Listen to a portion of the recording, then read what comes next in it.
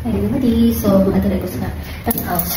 So mara akong extra job diri dai no kung sayo ko maabot sa trabaho ako dai maadto dai ko sa mga units nga akong gi-monitor ag akong i-check kung kuan ba kanang okay ba ang tanan wala problema sa sulod. So kay karon kay 30 minutes early man ko so mo na ni dai misaka na ko diri dai sa hagdanan dai dili mo ko sa elevator gyud dai kis pagka nervyosa na naman ako sa elevator mo ko mamatay dai basta masirado na ng elevator.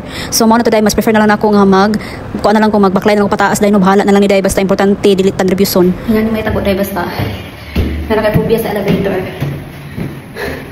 Mas gusto ko na lang akong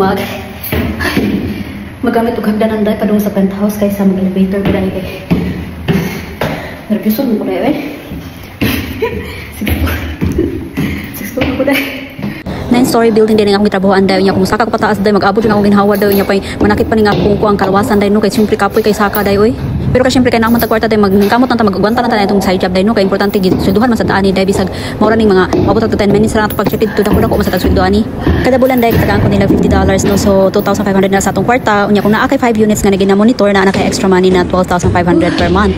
Easy ra gyud kaayo nga extra job day no kay mag-monitor man kasi ilang unit day make sure nga wala gyud problema sa sulod walay leak o kung sa pa nya less than 10 minutes mahuman na sa ka-unit no nya wa man kay apil panglimpyo ani kay di man na part sa imong kasunduan sa ilaha kani mga residente dili mga professional ba na sila din ang uban nila kay mga retired na kasagaran nya mga funaryo na sila dai nya gisaligan jud ko nila dai nga mao mag caretakers silang unit samtang wala sila diri.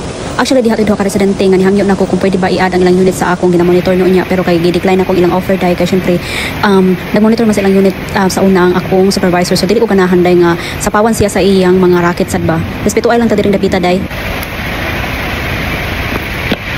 Day, ang akong tuyo day 906 nga key. Yang gihatag sa contest day 806. Nagamit ba ako sa hagdanan pa dong diri? Hindi na lang. 906.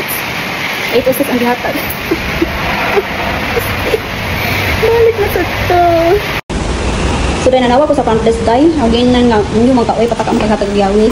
Padala na din 906 day kay iya gisan na 906 sa elevator. Oh. Bye.